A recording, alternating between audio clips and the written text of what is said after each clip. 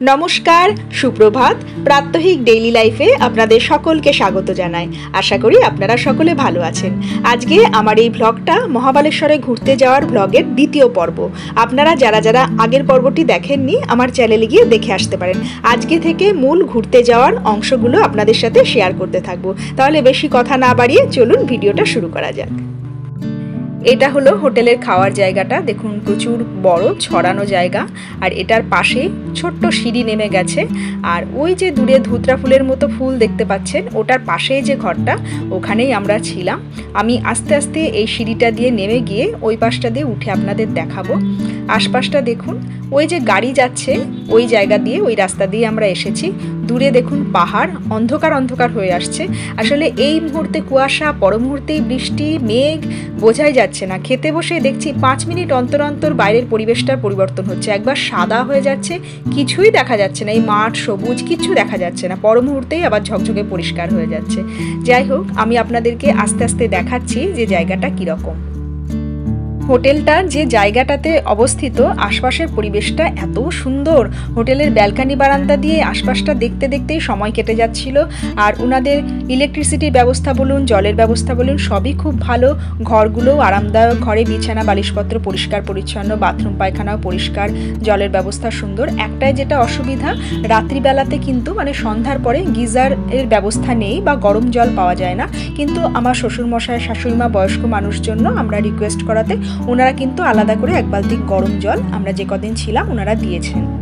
কর্তৃপক্ষের কথা অনুযায়ী ওখানকার বিদ্যুৎ পরিষেবা খুব একটা উন্নত নয়, তাই ওনাদের সোলার প্যানেলও লাগাতে হয়েছে। আবার আবহাওয়ার কারণে সেটাতেও সমস্যা হচ্ছে। এই সব মিলিয়ে বিশেষ কারণে ওনারা রাত্রিবেলাতে গিজারের পরিষেবাটা দিতে পারছেন না। তবে এই বিষয়ে ওনারা সুরাহার চেষ্টা করছেন। আসলে পাহাড়ি এলাকা, সারাক্ষণ বৃষ্টি হচ্ছে। রাত্রিবেলায় টেম্পারেচার 16-17 ডিগ্রি সেলসিয়াসে বা তারও নিচে নেমে যাচ্ছে। তো আমরা ঘুরে বেরিয়ে এসে ধকল হয়েছে সারাদিনে, রাস্তাঘাটে বিভিন্ন জায়গায় ঘোরাফেরা হয়েছে। তো স্নান না করলে নয়, আমরা ওই ঠান্ডার মধ্যে স্নান করেছি। জল অসম্ভব কনকনে ঠান্ডা, বিশ্বাস করবে না, প্রচণ্ড ঠান্ডা লেগেছে। কিন্তু কি করব, স্নান না করে তো ঘুমাতে পারবো না। সেই গরমের জায়গার বাঙালি আমরা, তো স্নান করতেই হবে। হোটেল কর্তৃপক্ষ এবং অন্যান্য কেয়ারটেকারদের সকলের ব্যবহার খুবই ভালো ছিল। ওনারা ভীষণ হেল্পফুল ছিলেন। নিজেদের থেকে এগিয়ে এসে ব্যাগটা টেনে দেওয়া, ছাতাটা ধরা, এইগুলো করে দিচ্ছিলেন। বা আমরা বাইরে থেকে এলেই সাথে সাথে জিজ্ঞাসা করা আমরা একটু চা জল খাবার খাবো কি না, খেলেও সেটা রুম সার্ভিস দেবেন না আমরা ফুড কোর্টে গিয়ে খেয়ে আসবো, এই যে এগুলো জিজ্ঞাসা করা, এই ব্যাপারগুলো সত্যিই প্রশংসনীয়। দেখুন, কোনো একটা হোটেলে থাকা খাওয়া শোয়ার ব্যবস্থাটা হচ্ছে মূল পরিষেবা। সেটা যদি আপনার মনমতো হয়ে যায় এবং তারপরে যদি মালিক পক্ষ থেকেও আপনি এত সুন্দর ব্যবহার পান, তবে আপনার মনে সেটা দাগ তো কাটবেই না। আপনি কাউকে বলতে গেলেও তখন বলবেন যে ওই হোটেলের মালিক পক্ষের ব্যবহারটা কিন্তু খুব সুন্দর ছিল। এইখান দিয়ে গিয়ে ওই যে সোজা গিয়ে ফুড কোর্ট, এটা মা বাবাদের রুম, আমরা রয়েছি এই রুমটাতে। হোটেলটাতে নিরামিষ, আমিষ, ভারতীয়, চাইনিজ সব রকমের খাবারই পাওয়া যায়। হোটেলের কমপ্লিমেন্টারি ব্রেকফাস্টে কোনো দিন ছিল ইডলি সাম্বার, কোনো দিন পোহা বা চিড়ের পোলাও, কোনো দিন সুজির পোলাও বা উপমা। এছাড়া আমরা আলু পরোটা, বাটার টোস্ট, ডিম সিদ্ধ এগুলো খেয়েছিলাম। এগুলো আগে থেকে একটু বলে দিতে হয়। আর চা কফি তো ছিলই। জলখাবার খেয়ে আমরা প্রথমেই বেরিয়ে পড়লাম মহাবালেশ্বর শিব মন্দির দর্শনের উদ্দেশ্যে।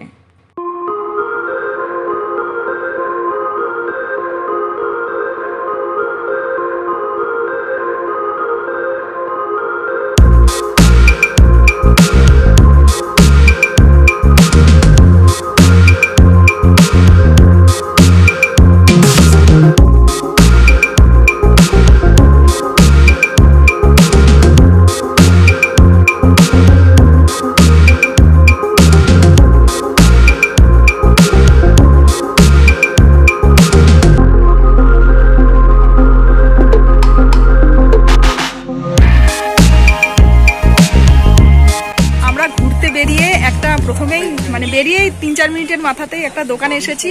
আমার বর বেল্ট দিয়েছিল, আমি নিতে ভুলে গেছি না ও নিতে ভুলে গেছে। যাই হোক, এখন ওই জন্য আমরা বেল্টের দোকানে এসেছি। ওর খুব অসুবিধা হচ্ছে, আগে বেল্ট কিনে নেব। আমি আশপাশটা সেই সুযোগে আপনাদের দেখিয়ে দিচ্ছি। বুঝতেই পারছেন এখানে কেমন সাদা ধোঁয়া, মানে ধোঁয়াশা হয়ে রয়েছে, পুরো কুয়াশায় ভরে গেছে। এইখানে দোকানপাট আছে, জুতো টুতো, বেল্টের দোকান।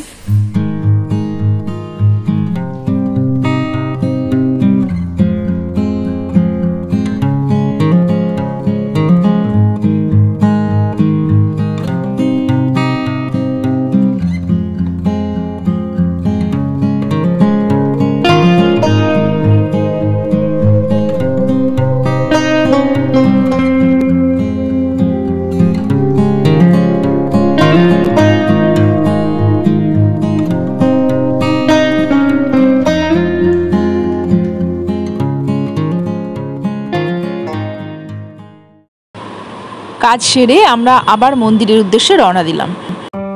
আমি রেইন ফরেস্টের মধ্যে দিয়ে আগে কখনো যাইনি, এই প্রথম মহাবালেশ্বরে গিয়ে আমি এরকম রেইন ফরেস্ট পেলাম। ভীষণ সুন্দর লেগেছে, ভাষায় ব্যক্ত করার মতো নয়। অবাক হয়ে যাচ্ছিলাম। আমরা যখন গাড়িতে যাচ্ছিলাম কেউ কারোর সাথে কথা বলছিলাম না, শুধু মন্ত্রমুগ্ধের মতো চারিপাশে শোভা দেখছিলাম।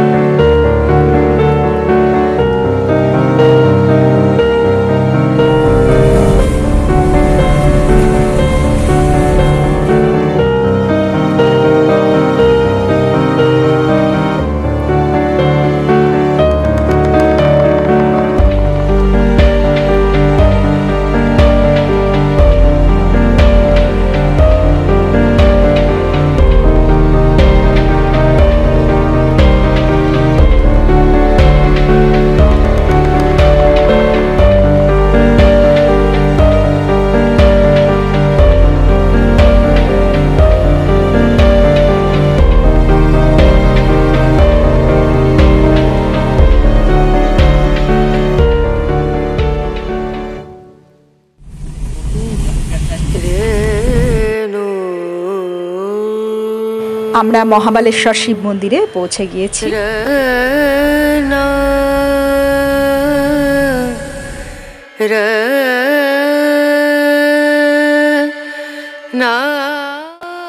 ভারতবর্ষের একমাত্র রুদ্রাক্ষ আকৃতির শিবলিঙ্গ নাকি এই মন্দিরেই অবস্থিত। আর শোনা যায় ছত্রপতি শিবাজী মহারাজ তার মা জিজাবাইয়ের সমতুল ওজনের সোনাদানা দরিদ্রদের মধ্যে দান করেছিলেন এই মহাবালেশ্বরের মন্দির চত্বর থেকেই। মহাবালেশ্বর শিব মন্দির মহারাষ্ট্রের সাতারা জেলার আদি মহাবালেশ্বরে অবস্থিত। এই মন্দিরে 6 ফিট লম্বা একটি শিবলিঙ্গ রয়েছে, আর মন্দিরটি 800 বছরের পুরনো, শিবলিঙ্গটি 1000 বছরের পুরনো। মূল মন্দিরের গর্ভগৃহে শিব ঠাকুরকে প্রণাম করে বাইরে এসে দেখি এখানে অন্য একটি মূর্তি, যেখানে দেখা যাচ্ছে কোনো দেবতা এবং তার বাঁ দিকে কোলে কোনো দেবী অধিষ্ঠিত, এবং তার বাঁ হাতে শঙ্খ দেখতে পাওয়া যাচ্ছে। তো বাড়ি এসে জানতে পারলাম এটা হচ্ছে শ্রী নরসিংহা লক্ষ্মী মূর্তি, মানে বিষ্ণু চতুর্থ অবতার নরসিংহ এবং তার বাঁ দিকে কোলে মা লক্ষ্মী বা মহালক্ষ্মী। মন্দির ঘুরে ঠাকুরকে প্রণাম করে এসে বাইরে থেকে আমরা গরম গরম তেলে ভাজা খেয়ে নিয়ে আবার নতুন গন্তব্যের উদ্দেশ্যে রওনা দিলাম। তবে ওখানে এত মুষলধারে বৃষ্টি হচ্ছিল সেই সময় যে মন্দিরের আর কোনো ভিডিওই আমি করতে পারিনি। এটা আমারও খুব খারাপ লাগছে, আমার কাছে মহাবালেশ্বর মন্দিরের আর কোনো ভিডিও নেই। এইরকম দুর্ধর্ষ সুন্দর রেইন ফরেস্টের মাঝে রাস্তা দিয়ে যাওয়ার অভিজ্ঞতা এটা আমার প্রথম। আমি আগে কখনো এরকম কোথাও ঘুরতে যাইনি। অসাধারণ পরিবেশ, মেঘ বৃষ্টি কুয়াশা মিলেমিশে একাকার হয়ে গেছে, মানে কি বলবো, এত অপূর্ব। তার মধ্যে আবার আলো আঁধারি হয়ে রয়েছে। দেখুন দিনের বেলায় কেমন একটা অন্ধকার ভাব, একটা গা ছমছমে পরিবেশ, জঙ্গলগুলোর দিকে তাকালে সে কি রোমাঞ্চকর অনুভূতি হচ্ছে আপনাদের বলে বোঝাতে পারবো না। তার মধ্যে মুষলধারে বৃষ্টি, আর মহাবালেশ্বর মন্দিরের ওখানে গিয়ে দেখি ভীষণ ঠান্ডা। সে তো সোয়েটার পরে ঠকঠক করে কাঁপতে শুরু করেছি। এই রেনকোট পরে কোনো মতে বাইরে বেরোনো, আবার রেনকোট খুলেই সাথে সাথে গাড়ির মধ্যে উঠে পড়া, ভিজে জবজবে হয়ে স্নান, মোবাইল মোছা, মানে কি বলবো, সব মিলিয়ে অসাধারণ। আপনারা পারলে বর্ষাকালে অবশ্যই একবার মহাবালেশ্বর থেকে ঘুরে আসবেন।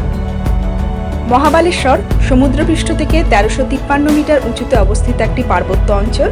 শিব মন্দির দেখে বেরিয়ে এসে আমরা আর্থার সি পয়েন্ট বলে একটা জায়গা আছে সেটা দেখার জন্য রওনা হলাম, কিন্তু একটা ভিডিওতে সব কিছু দেওয়া সম্ভব নয়, তাই আমি তৃতীয় এপিসোড নিয়ে খুব শীঘ্রই আসতে চলেছি। আজকের ভিডিওটা আপনাদের কেমন লাগলো অতি অবশ্যই কমেন্ট বক্সে জানাবেন। যদি ভালো লেগে থাকে তাহলে প্রিয়জনদের সাথে শেয়ার করতে ভুলবেন না। আমার চ্যানেলে নতুন হলে চ্যানেলটা সাবস্ক্রাইব করে পাশে থাকার জন্য অনুরোধ রইল। সকলে ভালো থাকুন, সুস্থ থাকুন, দেখা হচ্ছে পরবর্তী ভিডিওতে। ধন্যবাদ।